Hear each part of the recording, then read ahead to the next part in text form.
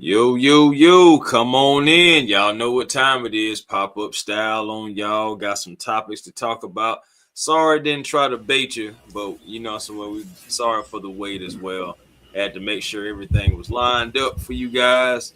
And now, man, we're ready to get into some Falcons talk. Been a quiet few days, outside the Hawks and the Braves taking care of business. The Falcons been relatively quiet, but we finna go ahead and get a little bit. We're winding down March. Might as well say it's the end of March, the March Madness going on. A lot of things have transpired for the Atlanta Falcons in March as well. Free agency started. We've made little moves here and there. And now we're about to get into April. And you know what April brings? April's going to bring that draft, that NFL draft, and also some more free agency. But before we even get into anything further with you guys, man, go ahead and take off your shoes, leave on your socks, because you're in the house with Chris Tipmore and my man Antoine Smitty Smith. Man, how you feeling, brother? Hey, man, I'm a little under the weather still, but you know how I do, man. I got to do it for my boys and my girls, man. I got to tough it on that. But, yeah, man, it been some news floating around, but nothing major. It's funny. The Falcons not, no news from them, but we still running our mouth. That shit crazy. But, yeah, we going to run our mouth regardless, man. But like I said, I'm going to tough it out for y'all like I always do, man. But for me and my boy A1, man, y'all going to drop them super chats while the show go to A1 Forever or Smitty Sports Machine. Drop them super chats. Don't care if it's $2. That's a candy bar. I can do that. Hey, man, not an old candy bar. Yes, man, indeed. Make sure y'all. Hey, man, I love Snickers, so chill out. Hey, ain't nothing wrong. Hey, man, do your thing. Do your thing.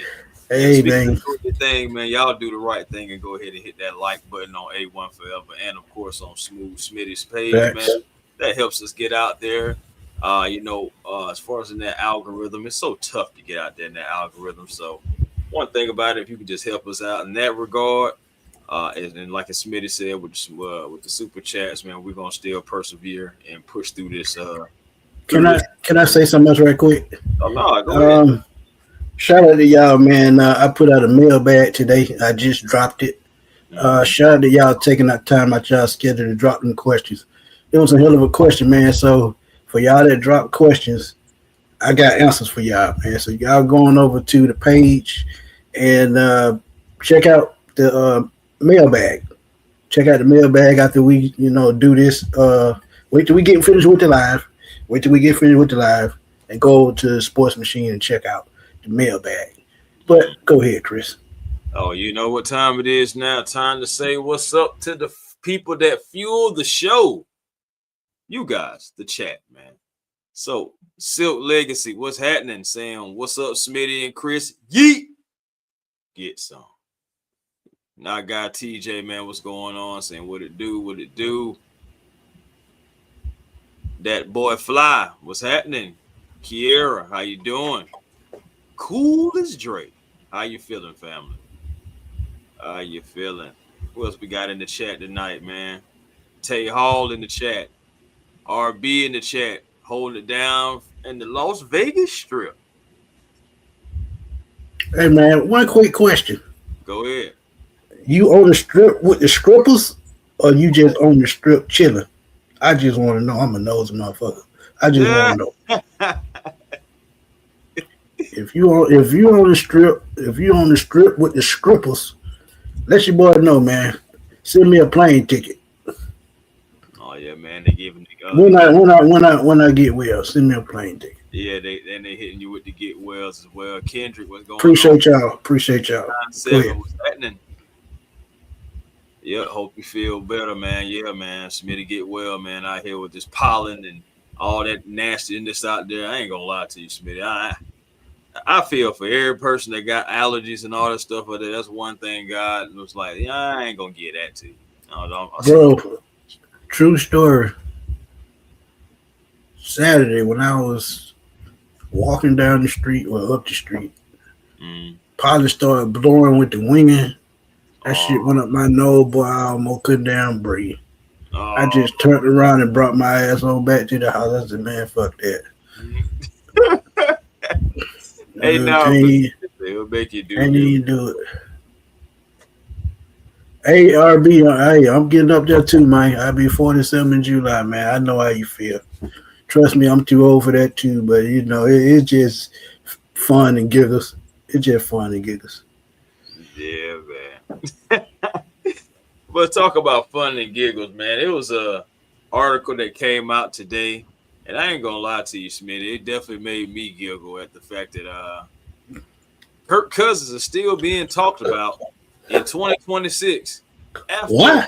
after the time that he got cut. Why? Man, Why? hey man, your guess is as good as mine, brother. Your guess is as good as mine. And my goodness, but yes, it was an article that came out earlier. I'm about to see if I can pull that guy on up. See if I can pull that guy on up for everybody. Yeah, E Mac, I did. I gotta wear a mask, man. But I'm gonna be honest with you, man. I don't like masks no more because I got so tired of wearing them on the dialysis machine. It just turned me all the way off, man. And I get it. It's for my health, but I just rather just stay my ass in the house and watch TV or do something else to the sun go down. But go ahead, Chris. Nah, fact, I get it. I get it. So let's pull up this article right here, shall we? Pull it up right where we need it to be. All right, so it's saying right here. During an appearance on the Rich Eisen show, Tom Pelissero said that the Pittsburgh Steelers called the Atlanta Falcons during the 2025 offseason, but the Falcons weren't interested in trading Cousins at the time.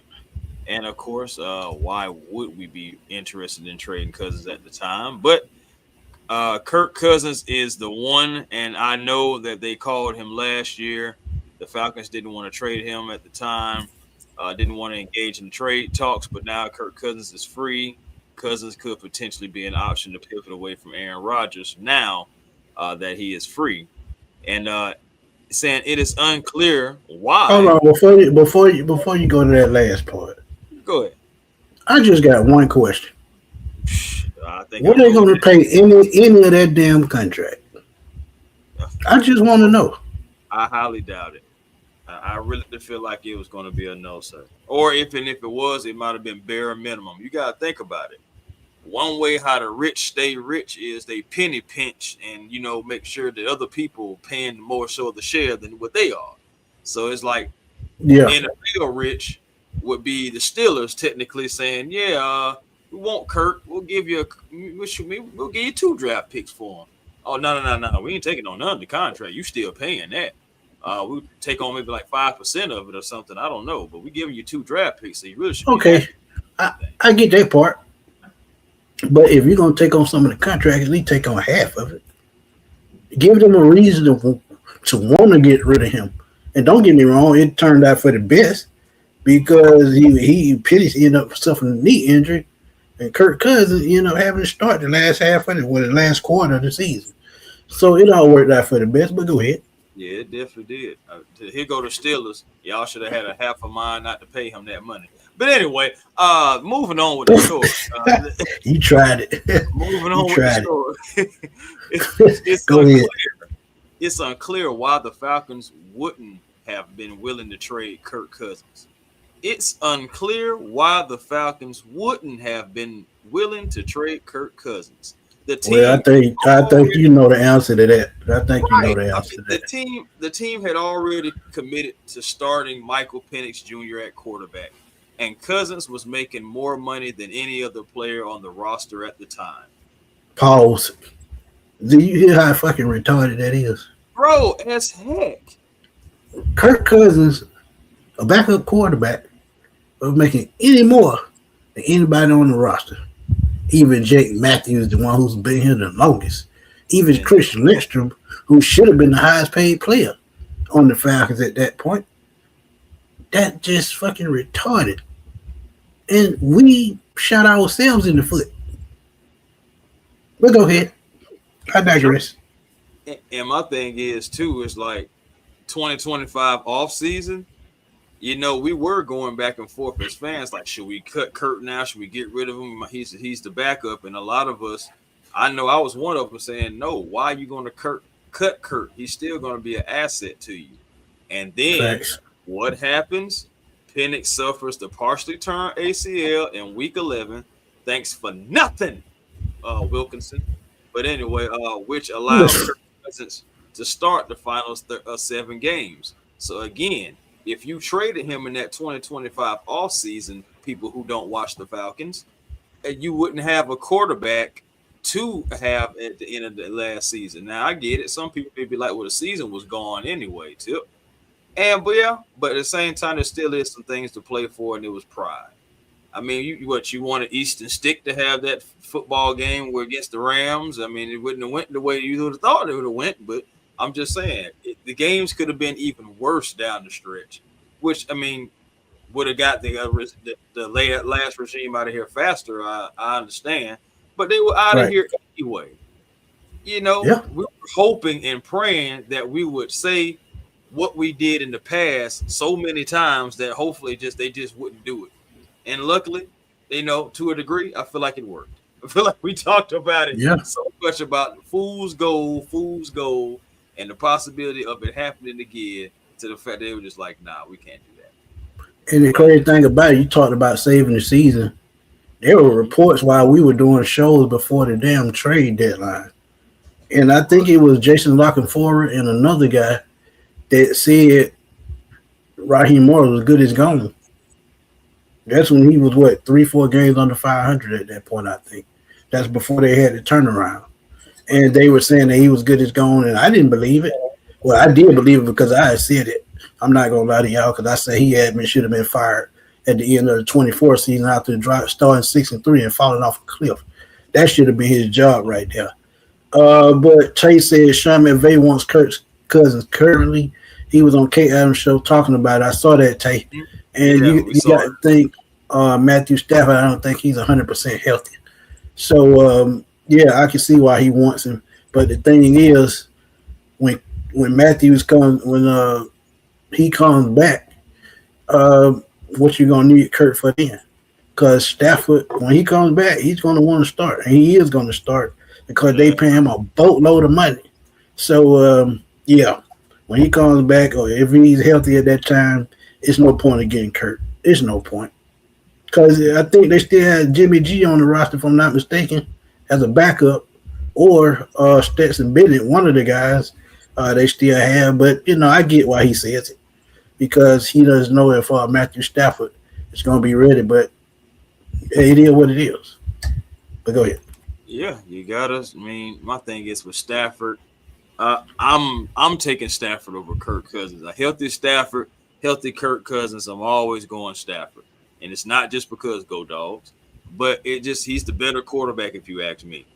Always been a fan of Matthew Stafford, really his entire career. Just always loved his body of work. Just didn't always have the team around him, or maybe just him in one piece, and that'd be it. But Kirk Cousins going and being with Sean McVay, it may be something that he actually may consider. And I'm going to tell you why. Even though he wants to be a starter, the Rams are still an organization that may be one piece, maybe two pieces away from actually finally being able to break through and get to that Super Bowl again. So, like, with that being said, like, Kirk Cousins, like, hey, at any given time, I may be called upon to be a starter in a big game, a real meaningful game.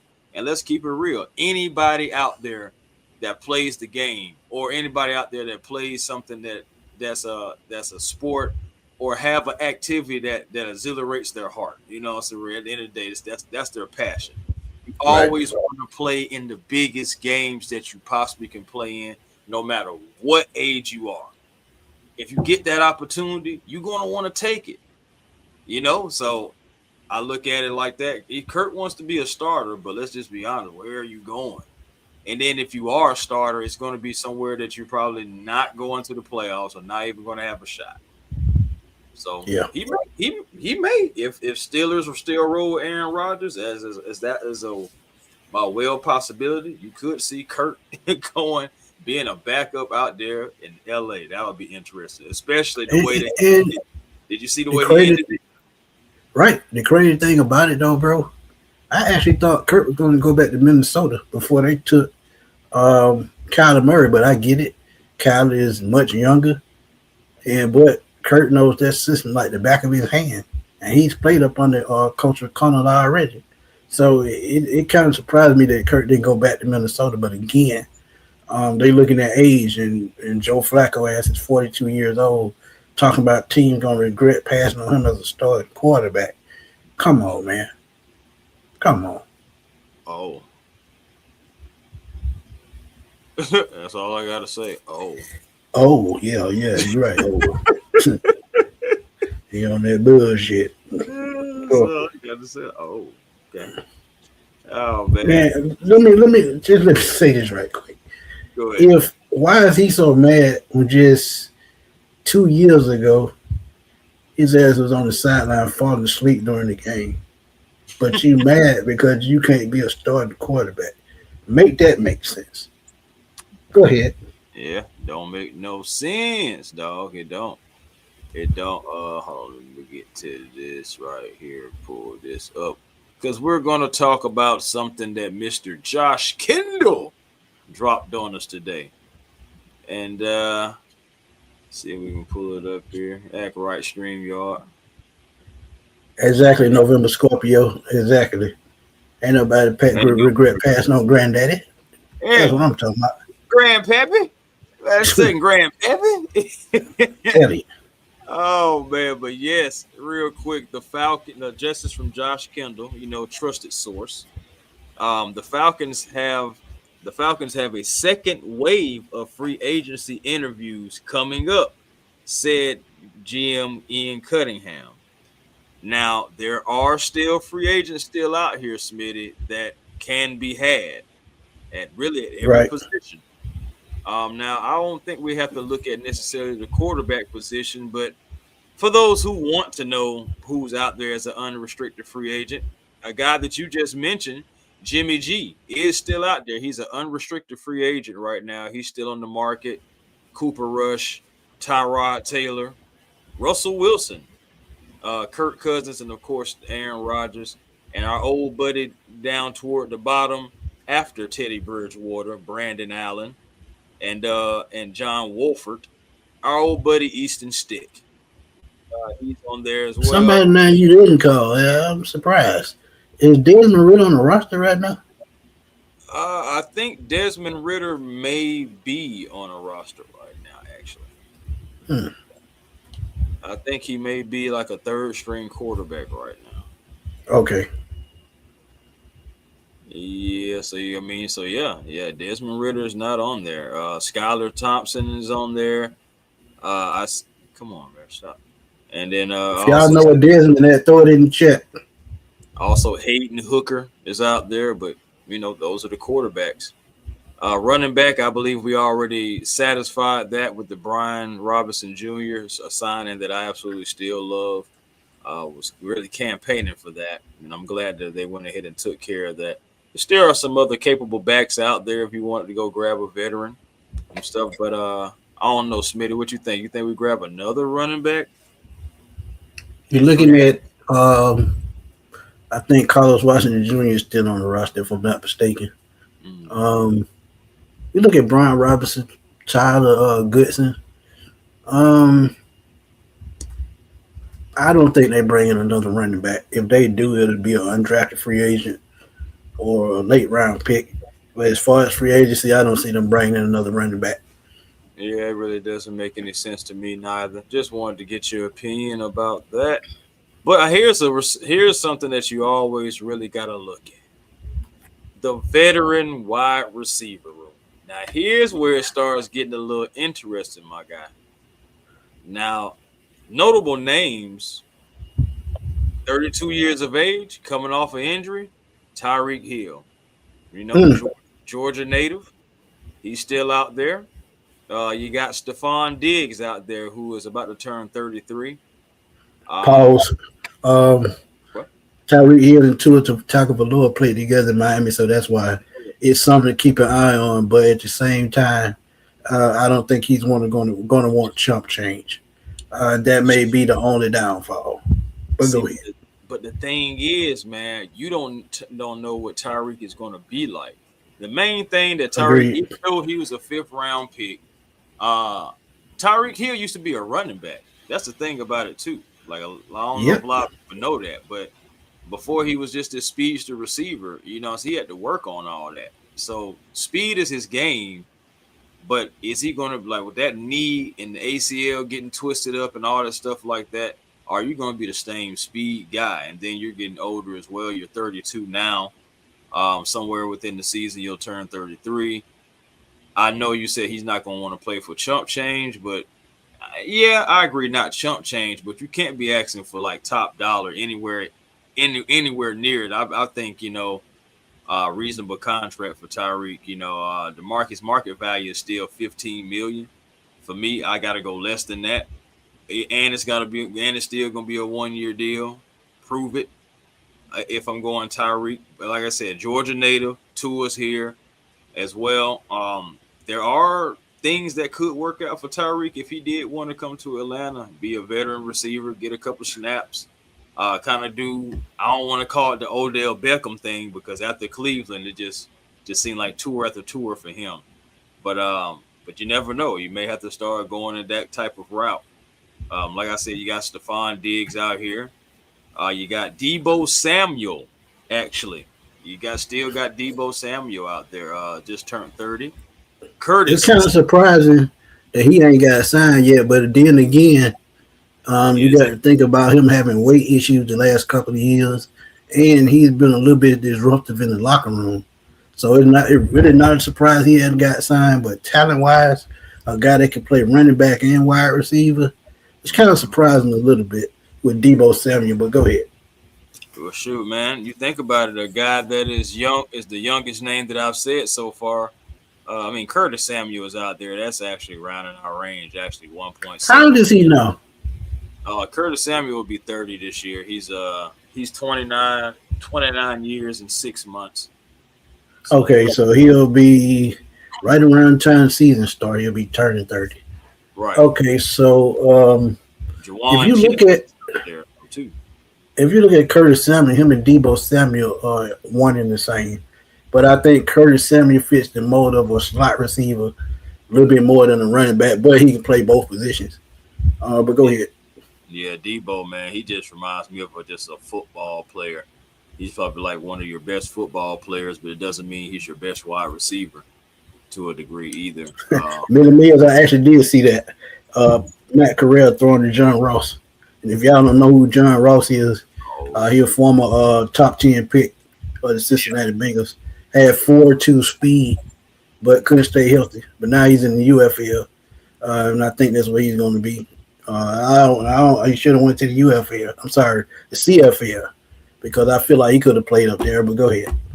facts. Said dead. Eric, boy, you got me. He said Desmond Ritter is currently in the trash can. Got my. Say he played for the Green Bay. 6'7", say he played for Green Bay. All right, cool. So I can see it. Tay said, you think they bring in Tyreek Hill with the current James Pierce situation going on? That'll be two players with cases. That's a good point. That's a good point. But I think with Tyreek, I think Hill's a more of a little bit. Yeah, it's still domestic. So yeah, that's a good point. Yeah. So yeah, I don't see it. I don't know if it's as serious as James Pierce, but domestic is domestic, right? Right. Once you get that title on it, it's just like a stain. Yeah.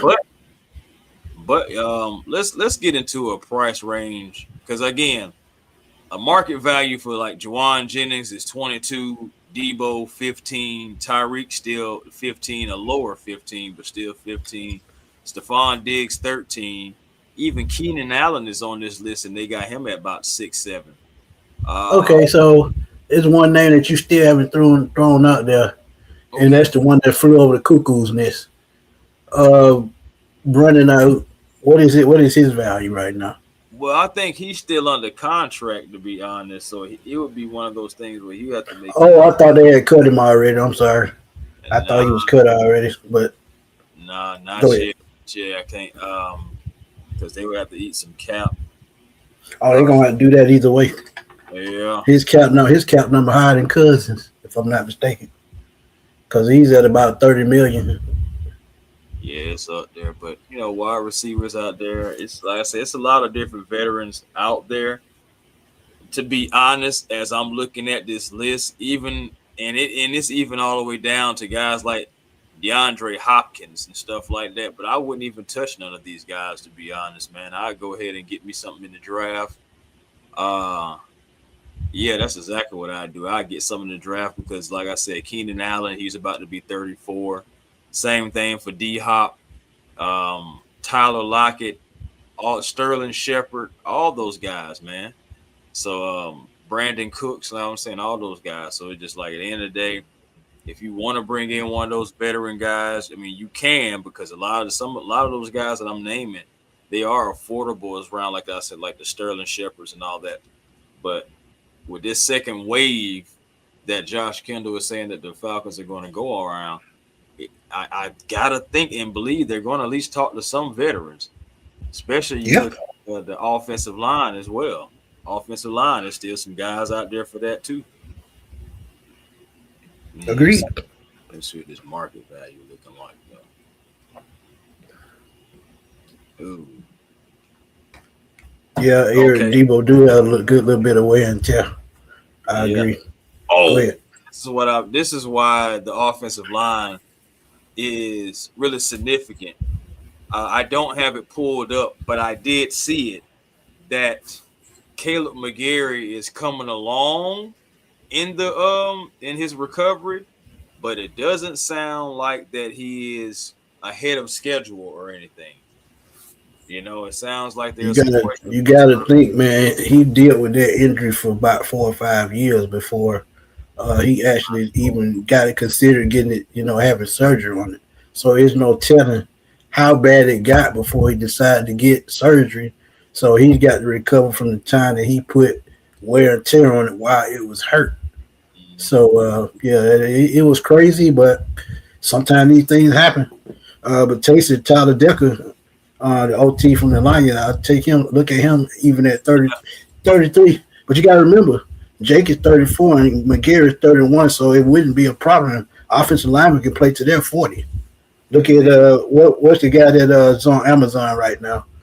Playing for the Rams. He's about 40 right now. No, he's 40. I'm 40. What's his name? Well, am I thinking about Winkle or Wayne, right? Or something? Who we thinking about? No, he's on Amazon Prime right now. He played for the Rams. I can't think of his name.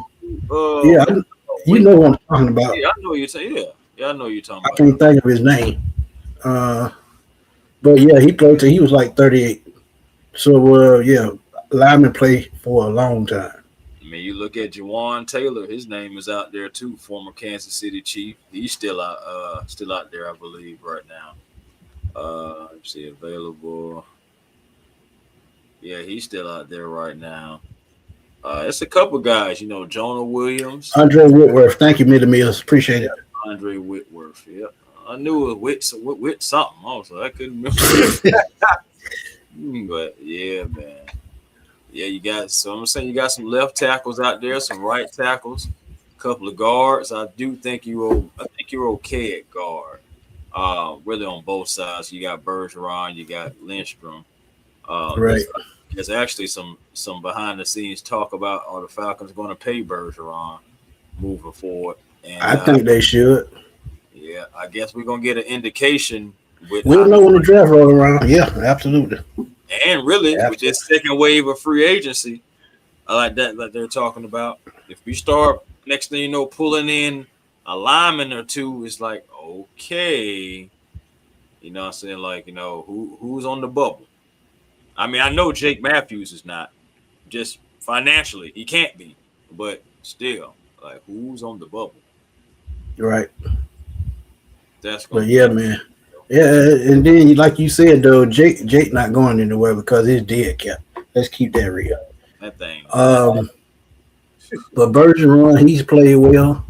To me, I think he's a staple, but at the same time, he was, I think, a second round pick, so his money won't be as high as a first round pick, but it'll still be Nice piece of change. Center is another position. We brought in 11. We still have Ryan Nuzil, but at the same time, there's still centers out there that can come in and give us 2-3 good years, and still a spot in the draft that you can see the Falcons take a center depending on how they view a center. But it's a long way to go.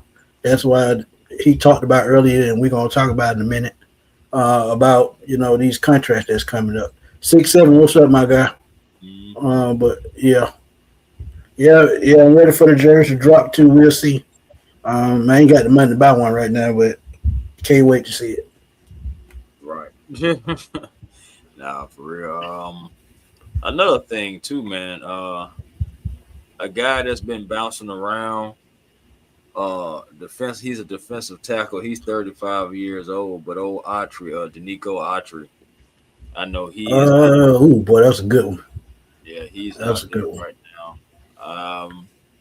Crazy that he was undrafted in 2014, and still out there doing what he do, man. Still out there getting it.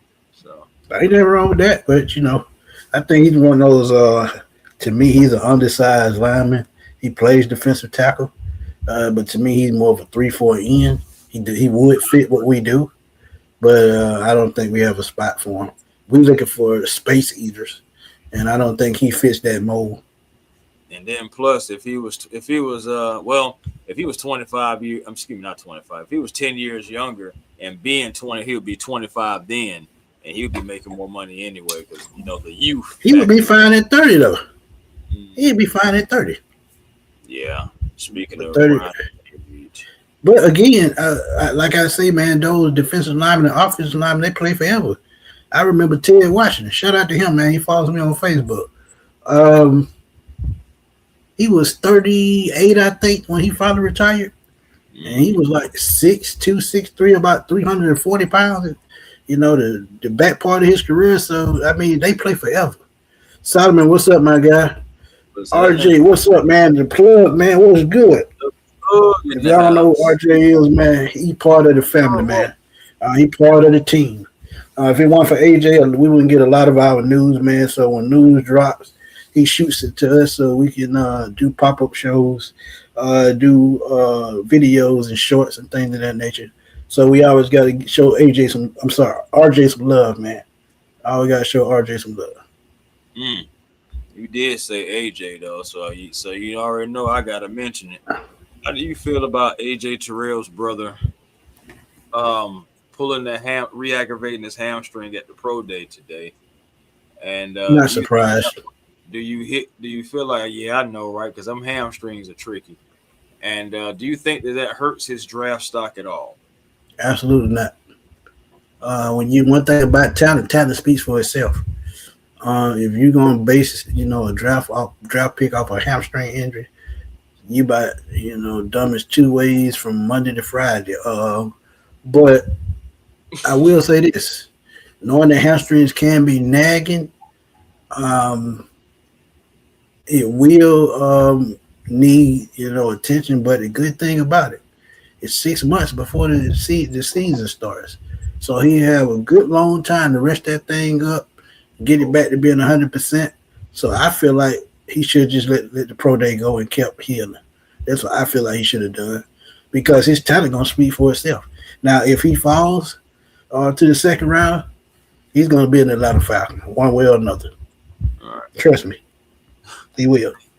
But here's a name that we talked about before, and bro, I still feel like there's a chance to go ahead and bring him back. D'Angelo Malone. He's out there. His market value is 1.3 million. 1.3. 1.3. I knew that was coming. His market value is 1.3 mil, man. I feel like, man, why not? Special teams, he was good there, and he still got that speed to try to get after the quarterback. Yeah, if I'm the Falcons and like I said, this second wave is about to start, man, go ahead and bring back D'Angelo Malone. What could it hurt? D'Angelo Malone is still 26 years of age. He'll be 27 this year. Agreed. Low shout out to Glenn, man. Glenn Jones, what's good, man? That's my birthday twin, man. Crazy thing, I'm exactly 20 years older than D'Angelo. Um, but you got to think of what he brings, man. Speed, versatility at the linebacker position. And he's one of the best special teams players in the league, not just on the Falcons, in the league. So if you have a special teams problem, which I feel like that's why they brought a lot of these veterans in to fix the special teams, I think you got to think about it, especially if he comes back running for another interview. Because if they having second waves of interviews, I guarantee you he's going to be part of that process. Mm-hmm. Oakman says, is Malone still hurt, though? No, I haven't heard anything about him still having that a designated injury to him. And even if he is still nagging something, we still got a little time before OTAs, at least about a month or some change. About May, June, somewhere in that area, right? Yeah, about May. So you got that, and then you're also going to have training camp. You got to have time to be able to heal up, and then plus, it's not like a whole lot is going to be asked of you immediately, but at least you know what to do because you've been here. So, like, I mean, again, familiarity, I wouldn't be mad at it. I never was mad at D'Angelo. I just felt like he got some opportunities, and then he wouldn't get opportunities, and then there's times to where like he was using the pass rush, and really you think about it, his wheels were starting to try to turn, and then all of a sudden that game against Washington happened with the penalty. Remember the penalty happened, and D'Angelo Malone got the penalty. I feel like ever since then he really like fell out of favor. But let's be real, Chris. That's the coaching staff fault. Yeah, if you don't give him enough reps to where he's comfortable in the scheme and the defense to where he fits, and he, running with a certain team, you're going to see mistakes like that. And we can say, well, he a veteran, he should know. No. You need reps just like quarterback need reps, defensive player need reps in the scheme to know that they can play with certain people. I mean, he's going to play with the second string players or the third string, but at the same time, when he gets a chance with the starters, he's got to know exactly what to do, where to line up, where to go, which gaps to shoot. He's got to know all of that.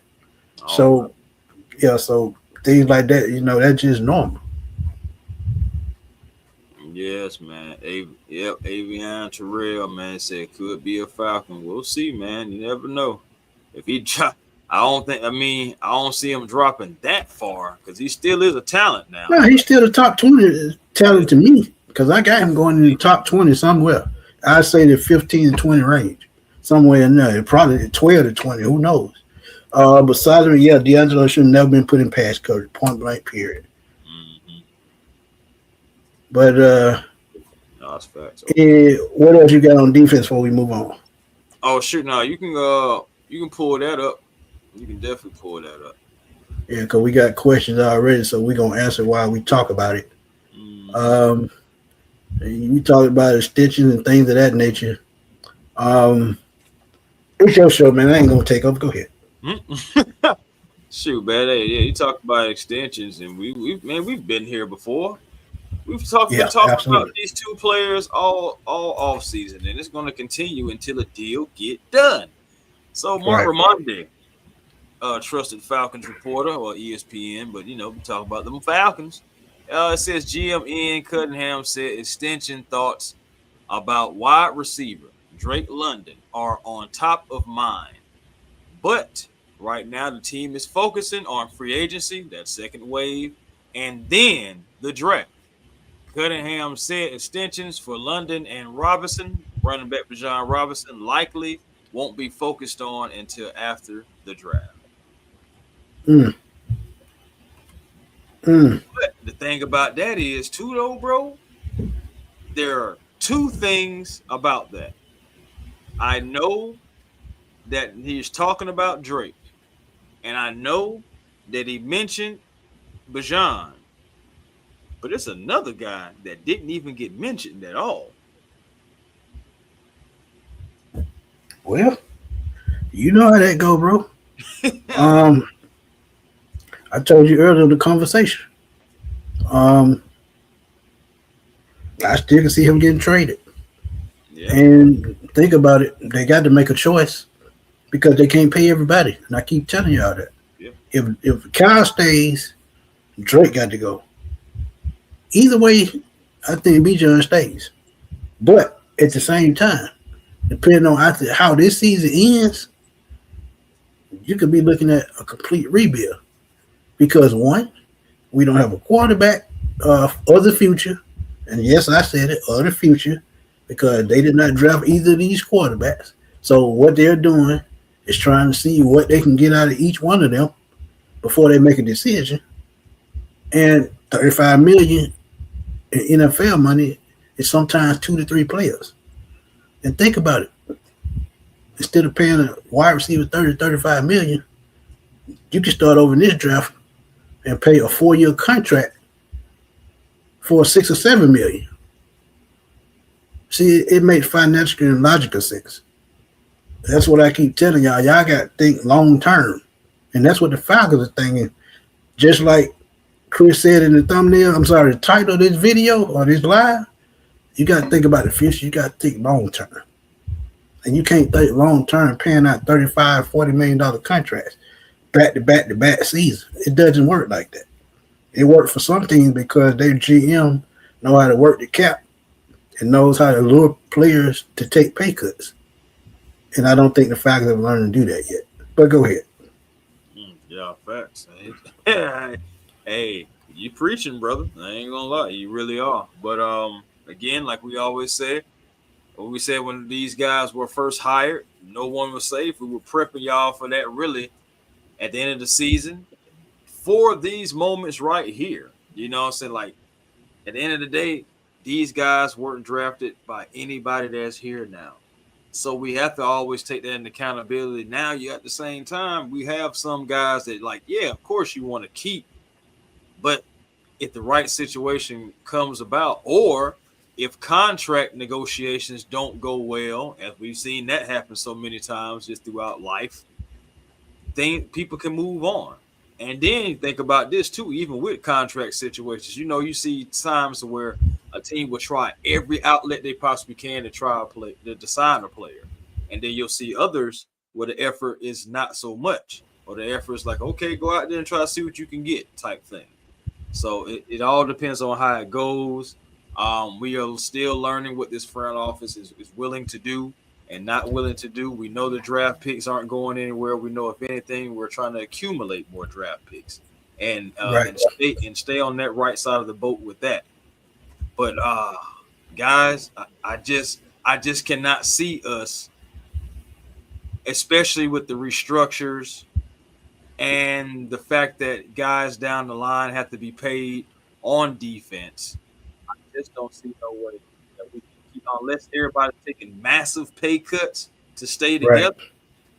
I don't see how Drake, Bijan, and Kyle Pitts are still here together in 2027. And let me be firm about what I say. And I'm not trying to be mean about it. A lot of players superstars who started their careers with certain teams did not finish with those teams. Randy Moss was a beast with the Vikings.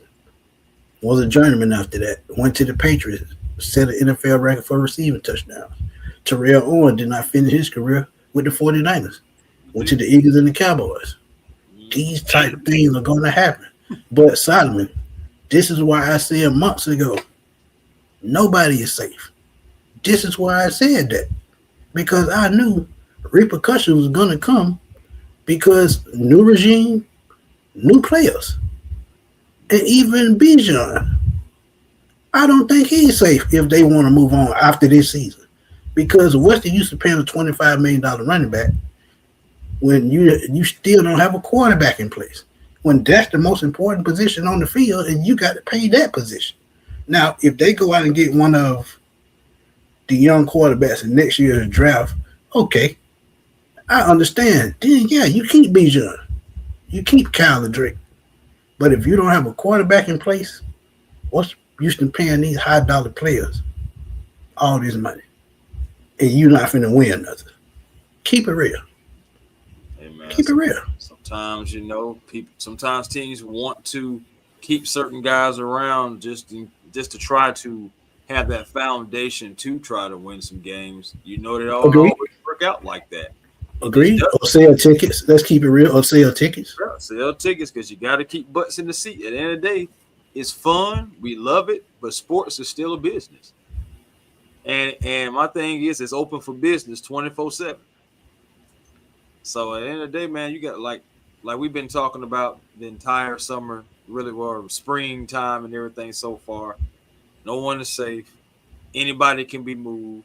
Anybody can be signed. That's the thing about it is too. Like there is always the other side to where anybody could be signed, but the likelihood of it, it's more likely that people are not going to stay together than what it is. Just what history has shown us, regimes have done, and just like Solomon was said before, yes, Julio had to get traded. Matt had to get released. It was a respectful release, but still, we had to let Matt move on, especially after the Deshaun Watson thing. Debo finally got cut. Like just again, players. And think about it, Chris. Why were they cut? Why did they move on? It was time to rebuild. It was time to rebuild. Yeah, and too much money. And I can't rebuild with you. Facts. Coop, what's up, man? But yeah, that's all I'm saying, man. It's never hard feeling. I'm never just, and I said somebody put in the comments, you just saying it, just to, a hot take just to get clicks. No, I tell it like it is because I see the future.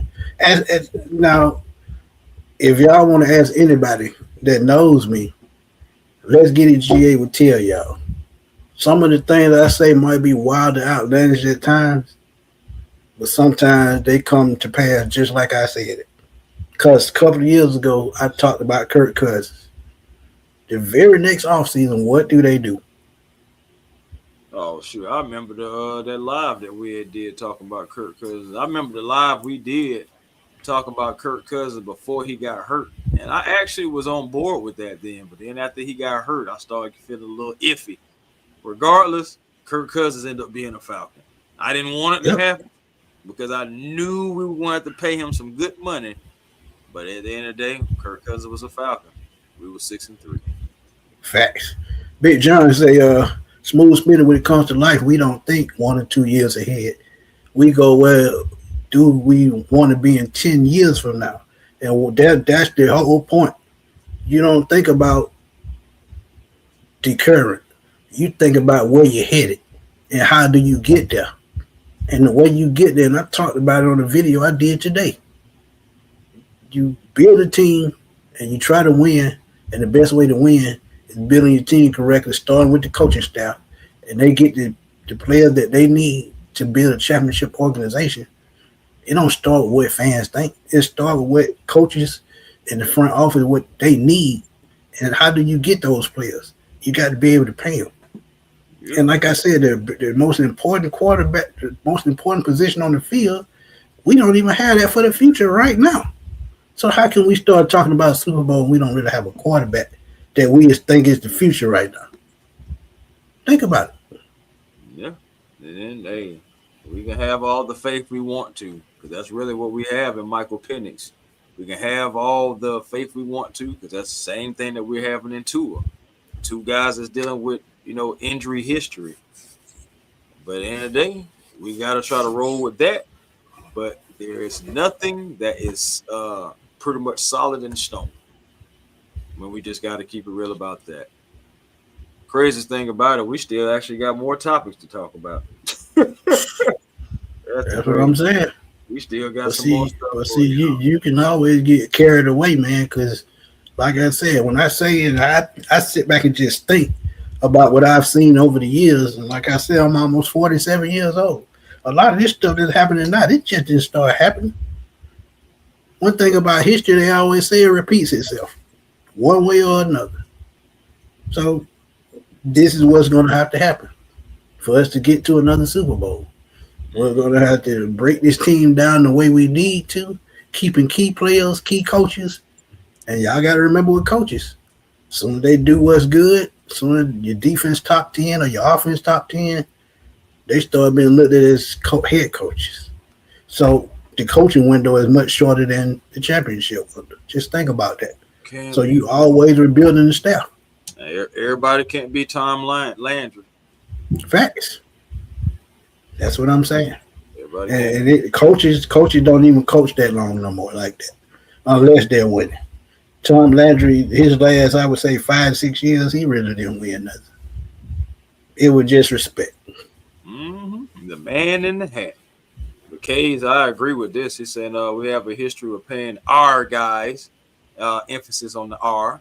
Y'all in the chat saying Matt and Julio, but forget they got multiple contracts. These are young, highly drafted, talented players. Yeah, I'm saying it's like that for real. Yes, they did get multiple contracts. They did, and eventually, when it came down to it, it was time to go. Especially after that extra contract with Julio, and then you was kicking the can with Matt anyway, with the restructures and the restructures and the same way how you're doing with Jake was the same way you were doing with Matt. And sometimes you gotta let these players go, man. Draft ahead of time, and I give Terry Funk no credit. He was drafted well ahead of time. He was just with some of the players, it was just missing. He wasn't hitting. A lot of the second round talent we drafted, not even on the team anymore. Arnold Ebiketie just went to Philadelphia. Troy Anderson hadn't worked out. So, I mean, look, sometimes in Aurora, he's not looking like promising right now. He hadn't really turned the corner. Yeah, he's a solid player. But in the second round, that's a projected starter down the road. No, facts. No, well, he's a starter, but I'm saying a projected player that's going to make an impact, should I say. Yeah, there you go. Definitely got to clarify. Definitely got to clarify, bro. But Coop said next year the books will be cleared and we'll have a lot of money. Next year's team will be the real bill. I feel like this year is trial season for all the players. Absolutely. Yeah. Absolutely. That's why a lot of them 1-year contracts. Similar to how we did when Terry Fontenot was here when we ain't had really a pot to piss in and a window to throw it out. Yeah. So absolutely. Yeah, we got to remember these times. These are similar times. We had to get to know Terry Fontenot. Now, this GM is coming in with a lot less draft picks than what Terry Fontenot started off with. But let's see what he can do with them. You know, at the end of the day, we got to learn our GM. And, I mean, so far, I think we're learning him pretty well. I think he's also making it easy to learn him as well because he's being transparent, straightforward, and saying this is what I want, this is what I want to do, this is my vision for the team, and actually executing on what he's saying more so than, yeah, we want to do this, and, you know, we kind of want that piano over there, but we don't know if we want to paint it brown or black. We'll let y'all know, you know, so sometime down the line, and all of a sudden, boom, it's just black. You know what I'm saying? Yep, that's it. It's over.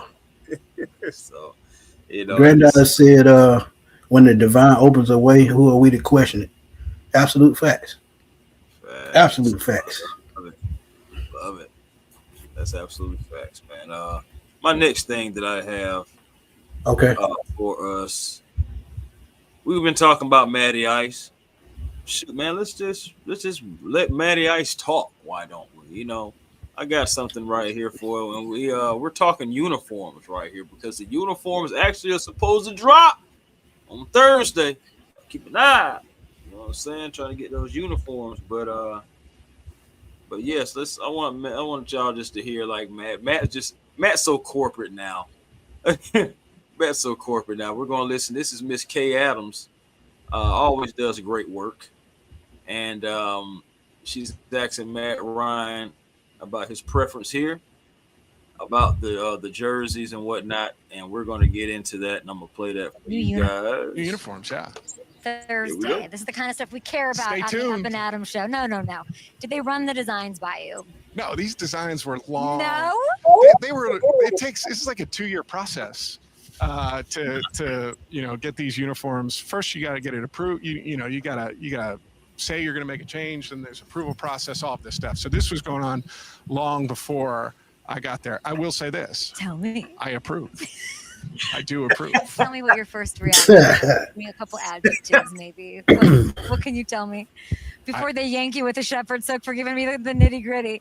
I approve. You approve? I approve, yeah. I like them. Fans are speculating black helmet with black face mask because that's you, 2020.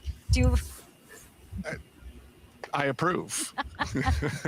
You're so corporate. No, they got us corporate paws. There we go. How about I feel like they should have brought those back. That's a pretty good look. Those should be our permanent uniform. Is it similar to anything you've worn in your I career? like those too. Okay, I can't answer that. I can't You answer really that. can't? I can't answer Because that. of Mel and Human Resources? That's right. Mel in Human Resources, who I love, who's doing a great job for us. I think it's a red throwback helmet. We will see. What is today? Today's Monday?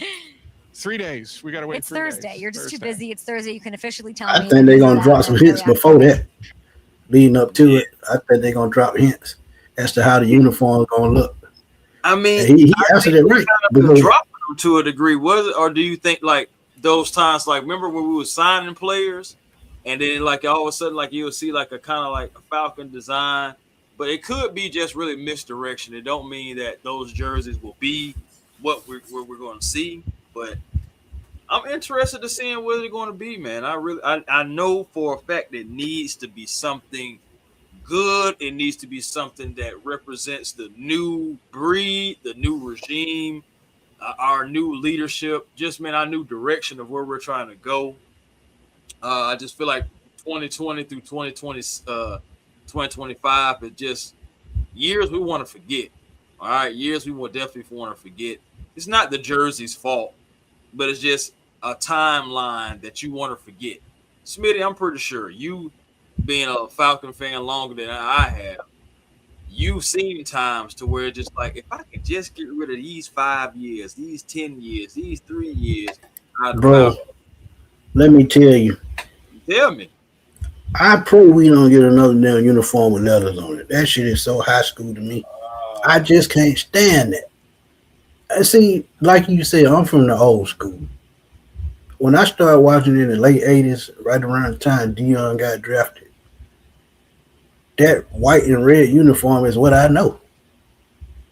And I actually got to get that out of the Fanatic shop too. But go back to tradition. If you remember, they started in the black uniform in their inception in '66. They won about, I'd say, 5 to 6 years, maybe 7, and they switched over to red uniforms. And that red uniform lasted all the way up to 1990 when they went to back in black. Now, that was a reveal that I love, because going from a red uniform and gray pants to a black helmet, black uniform and gray pants, it was just a sign of a new era in Atlanta. And that bad boy look is what I knew from that point on, and that's what I love about Atlanta. Was the uniform, and Dion, the person that wore the uniform, he signified that, along with Jerry Glanville. So, and that was the inception of the Dirty Birds. So that's what I know. So I feel like they should get back, I'm going to say it, back to basics with the uniform. Yeah, I know the red is what we're used to, but let's keep it black. Let's keep it plain and simple as like the old school. Something, and look at the Steelers, the Packers, and these teams, they haven't changed a thing about their uniform. So I feel like the Falcons shouldn't have either. Get back to what fans know. That's all I'm saying. Get back to something polarizing. Facts. Yeah, for sure. No, I ain't gonna lie. I would love the silver pants. I will actually the red jerseys with the silver pants and the red helmets. I'm open to that. Remember when we had the old school jerseys, the black with the red, white, and black, stripes or whatever on the sleeves. But remember when we had the all black, where they had the black pants, the black socks and everything, black and white socks to go with it. And so you mean the 2006 uniform, Michael Vick? Yeah, like those. All black. Yeah, all black. Red in it, like those were dope. Of course, you had the Matt Ryan, well, the Vic, I guess you could say Vic Ryan era and everything. Where they would have like those little ones on the sleeve. They don't necessarily have to go back to the stripes on the sleeve, but if they do, I'm not mad. I just want me a great jersey, man. I just want some great colorways, something that's just going to say, hey, man, the Atlanta Falcons, and we're ready to slap somebody. Chris, to be honest with you, that's why I only buy throwbacks, because that's all I believe in. I think the only modern uniform that I have is that Roddy White jersey y'all see me wearing. That's the only one I have. Everything else is a throwback because that's what I grew up off of. And it's no knock to anybody. That's just what I like and what I believe in. It's just me. Nah, man, I ain't gonna lie. I would love those type of looks and everything. Red throwback. I'll take the red throwback. I'd even take something different too, man. Like how would y'all Falcon fans feel like if it was like an alternate to where like almost like a color rush, but what they call them rivalry jerseys now. So how would y'all feel about if we had like an all gray outfit to where it's like it's a rivalry joint, it's just doing something different. The jersey's gray, but the red pops, the black is put in the right locations, and the white like some white outline to kind of like have the letters pop or whatnot, the numbers pop and everything. Just something different, you know. Like I mean, I wouldn't. Well, I get what you're saying with that. I can feel that, but I'm gonna be honest with you. For a rivalry uniform, I would go all the way back to the 70s. And they had all white road uniforms with red helmets and white face masks. Yes. So when you talk about that, and then think about it, if we get that uniform and the Saints get a all black uniform, it would just outshadow any rivalry in the NFL. Nah, it will pop. I ain't gonna lie. That really would look good, like on the field, like for both respected fan bases, being able to get that. Now, I will say this. Now, one helmet that I would like to see, and I know it's kind of college football, but what if they made a Falcons helmet like the Oregon Ducks with that metal helmet, and the metal was kind of red? I was just about to say what color is the metal, but okay, red. And then, cause think about it, they had the 3D logos on those metal helmets. Because Mississippi State had it, Oregon had it, Washington had it, even when Penix was there. So what if they have a 3D logo of a Falcon on a metallic red helmet with an all white uniform? I would love to see something like that. That would definitely be different. Amen. Now it would definitely be different. I'm talking about I wouldn't want to, if they did do something like that, I wouldn't want to see that all the time. But definitely, like I guess if you want to do like an alternate. But saying it's just a rivalry uniform. They'll only wear it once or twice. Right. Eric, he said he want the 80s jerseys, red helmet, red helmet, red jersey, and gray pants. And what he's talking about is that Deion.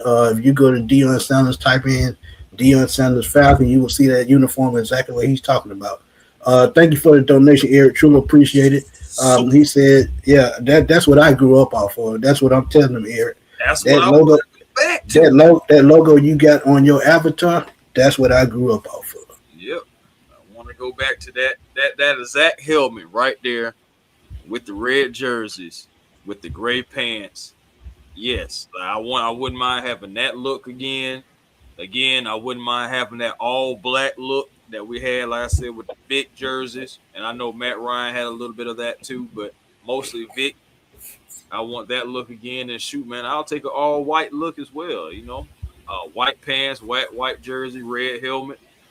You know what I'm saying? Look, bro, I wouldn't even be mad at the red color rush if they brought them back. No, those were kind of dope. Yeah, those are pretty cool. I ain't gonna lie to you. I ain't have a problem with that at all. The only problem I did have is the fact that I wasn't able to get one of them jerseys, man. Them jerseys sold out so fast, and I'm sick of you, and each and every one of you that got one. Which one? Which one you said? The Color Rush, the red one.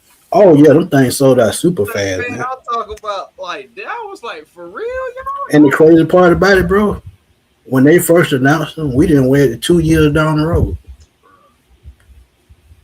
It's crazy. I remember seeing folks in the stadium, man, with the Color Rush jerseys. I remember. I actually seen somebody. I think it was 2 seasons ago. I seen somebody rock up in there with the Color Rush. I said, "Oh." And the crazy thing about it, I actually saw a Color Rush about 2 years ago at Marshall's, but it wasn't my size, and I was mad as hell. It was a Julio Color Rush, and it wasn't my size, and it was only like $35. Ah, I see here. Well, I'm gonna let you. Well, yeah, okay, we just got that. Smitty, Grand Rosa said, Smitty and Chris. Sometimes we see teams change the jersey's color and logo to get a new identity, but for the Falcons, it's defined that culture. It's not. It was not broken, so it didn't need fixing. Timeless. Agreed. 200% correct. And Agreed. that's what I'm saying. That's why I said earlier. You talk about Pittsburgh, Green Bay, Dallas Cowboys. Even the Eagles went back to their Kelly Green uniforms eventually. Chicago, same unit. When things are trademarked and put into place, and this is what fans know these teams for, you just let it be. Don't change it. Now, newer teams, I get it. Panthers, Jaguars, they consider newer teams as well. But you talking about teams been around since the 60s, leave them like that. Leave them be. Seahawks came in 76. Buccaneers came in 76. Right. They still really part of the new school too. But Yeah. I'm talking about 60 and before that, leave it like it is. But go ahead. Now I was about to say, but think about it. Even with the Seahawks, they still got the same logo. They just gave it a facelift.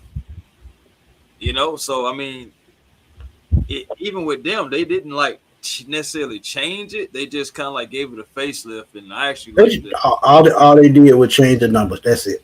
That's it. They Really. just, they just upgraded the font. That's it. But the black and gold, it still look the same. Right. Right. The Aints, they still got that ugly little thing you think of. But it's still there. I mean, they used to have the toilet, or at least that's funny that they look like a toilet. But anyway, You stupid. see, CJ Coop, it's you. You are part of the problem, sir. You and that Tay Hall. uh,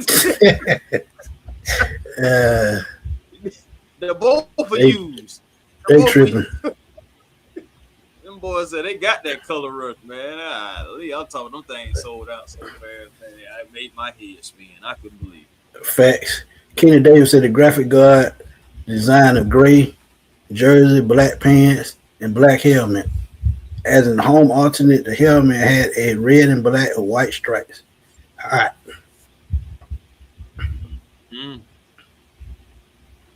I heard the Falcon will go back to black helmets with black face masks as primary helmet.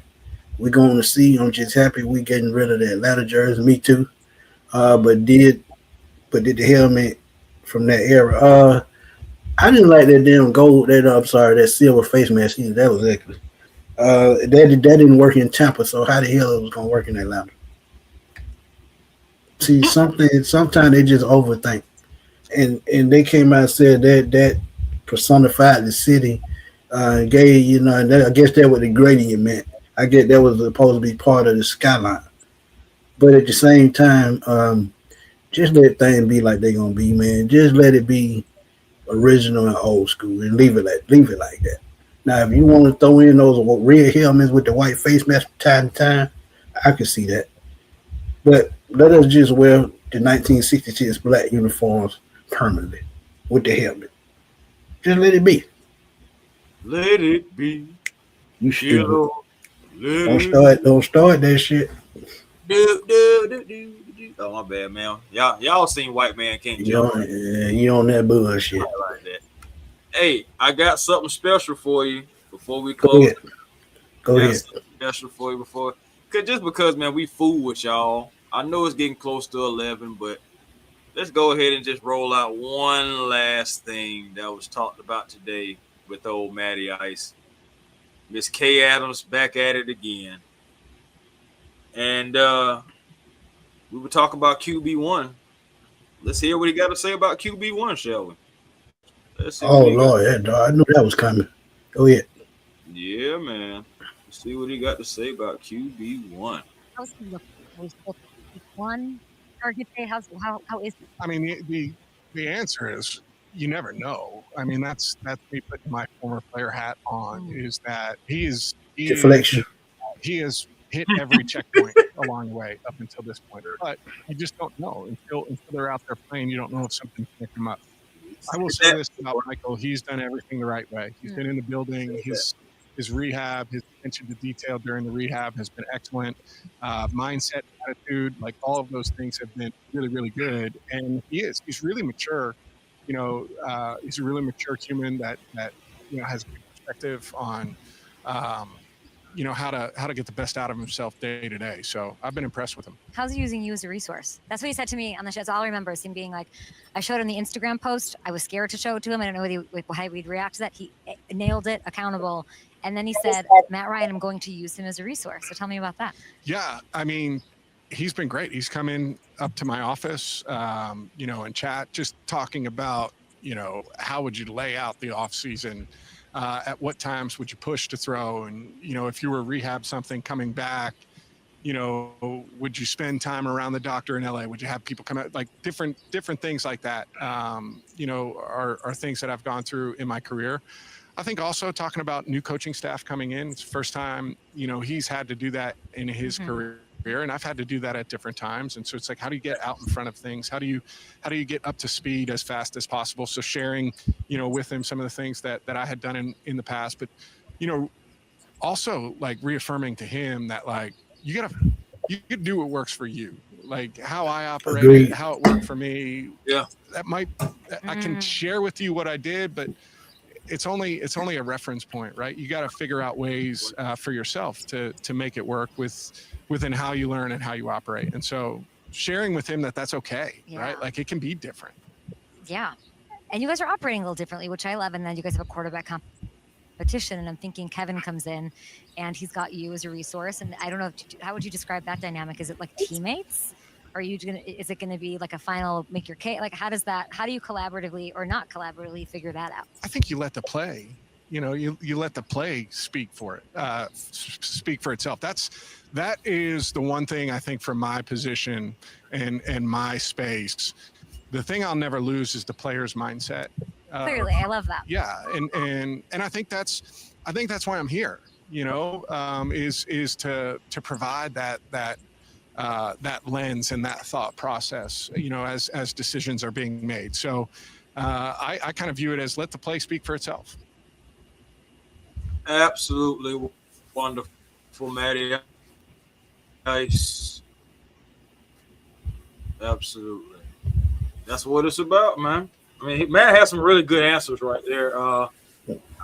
We knew that he still has that player mindset anyway. And yes, that is another reason why he is here as our president of football, because he is relatable. He can relate to what every player is going through. And you can know that because he was a quarterback. He was the general, the head of the table, whatever name you want to give him. I'm saying? The guy that went out there and surveyed the field and made plays happen. So at the end of the day, and then you pair him with the GM that was a former offensive lineman. Yeah, I understand he didn't make it to the NFL level, but he's been in the trenches, period. So, and like Todd McClure said when he was on the show with us, you like some guys that want to build through the trenches and build back. And to build back, so you have Ian, you have Matt. You also hear that he was, giving Penix, some advice. But I think it really speaks volumes, Smitty, that he's saying that, yes, you have to go find your own way. I can give you advice, and it's almost like that mentorship. And, having people in your corner, but you do have to go find your own way. I love the fact that, we've been hearing anyway about him being mature. I already figured that and seen that, but it's a great thing to still just hear it coming from somebody who is an ultimate professional like Matt Ryan. And I feel like that if he feels like he's mature and his mental is in the right place and asking the right questions, that does bode well. But just like we've been talking about, Smitty, I know I've said it multiple times, and I know you said it too as well. Until you really get out there on that field, going against other guys that has pure malice on their mind for you, you never really know what you're like. You never really know what it's right. Like. Right. And what did he just say came out his mouth? You got to do what's best for you. That's it. And what he said in so many words, he got to do what's best for this team. That's why I keep telling y'all nobody is safe. And he keep telling y'all every damn press conference when somebody asks that question. We got to do what's best for the Atlanta Falcons at the end of the day. Ain't no I in team. Ain't no we in team. It's just you got to do what's best for the logo. That's why I keep saying nobody is safe. And he keeps bringing up a great point. Michael Penix got to make away from Michael Penix. Point blank, period. Because even when he comes back from injury, like I told y'all, if two out there cooking, his career in Atlanta might be done. Because in 27, depending on what their record is, they could shoot back up the board if they get enough draft capital to go get one of the top quarterbacks in next year's draft. Or they have enough money to go out and probably, try to go trade for Joe Burrow or Justin Herbert or somebody like that. They have a plan. And I don't think our quarterback for the future is on this roster right now. Get mad at me all you want. Yep, you sure did say it is me in that. It is. But yeah, man, yeah, no, you. I mean, again, Smitty, I think we're gonna really drum that in until the cows come home for real, bro. I mean, or until like a move is made. At the end of the day, that's what we have to continue to remember. And who knows? Let's just hypothetically say nothing may happen. Everybody somehow, some way may stay. But eventually, even if the three guys that we've been mainly talking about in Robinson, Pitts, and London are all here, you better believe it's going to be something or someone on the back end, somebody's possibly, that we're going to end up losing because of it. It just happens. Yeah. It's just football. It's a business at the end of the day. It's a business. Because think about it. That just say me and A1, we say, hey man, we're gonna CBS or ESPN or that other company, somebody call us and say, hey, we want you to come along. But the caveat is it can only be you and not the other one. Mm-hmm. That's called building a team. That's not throwing shade at the other person. Some businesses value what they value, and you can't do nothing about that. At the end of the day, we still gonna be cool. But if they say, hey, we're gonna take A1 and he gonna go over to over here. And you can't come along because we value him just a little bit more. I'm gonna tell A1 to go do his thing. Ain't nothing gonna change. Because at the end of the day, it's about doing what's best for you and doing what's best for your company. That's just life. That's it. That is absolutely it, bro. Oh boy, man. Hey, cool. I'm just saying, man. I mean, at the end of the day, man, it's about winning championships. And winning championships start with the guy behind center. Under center. That's where it starts. And right now, Penix has 2 years left on his deal. Well, one this year plus next year. Yeah, 2 years. Two only 1 year. How is that a long-term outside quarterback? Just saying. Go ahead. No, facts, man, facts. I was just saying, man, just been so many topics to go through, man. It's still just gonna be such an interesting little path that we have and remaining days that we have until the draft. We're gonna see what the month of April is going to bring. Like I said, as we're closing March out, but April is going to be interesting. This draft, man. Think about it. Come this time in a month's time, we're going to be talking about all our draft picks, possibly free agency moves. It's going to around about this time next month. It's still going to be piping hot because you got the draft that don't just pass and what's going to happen toward the end of April. So get ready, y'all. Just get ready. We're going to see what the future holds. I'm excited though. I'm excited, and I ain't gonna lie to you. We're gonna hit some of these mock drafts. I know we really don't have a first. Well, we don't have a first round pick, so I know that's kind of like the damper on me and Smitty about these mock drafts. But April is coming around. We're gonna start getting some out, getting closer to the draft. More pro days have happened now. We have more information, And moving forward, we're going to continue to get more information right on up to the draft. So yeah, we're going to start piecing together some things that can possibly happen, and some trade back scenarios possibly as well, and maybe even some draft night trades. So get ready. Facts. We got some stuff. We're going to have some fun. Long way to go. Yeah. We still got a month almost, 3 weeks, 3.5 weeks. Yeah. So yeah, we got a while. No, it's about a month, about 4 weeks. Cause it's the 24th, so yeah, it's about a little bit over 3 weeks, 3.5 weeks. But go ahead. As a matter of fact, it's 3 weeks from Thursday. All right, man.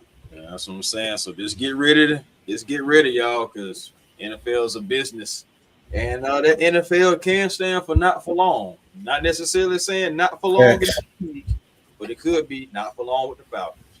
But been a great show, man. But I know for me, man, A1 Forever Sports, that's the platform on YouTube. Come over, like, comment, and subscribe. Be a part of the A1 family because I definitely want you there.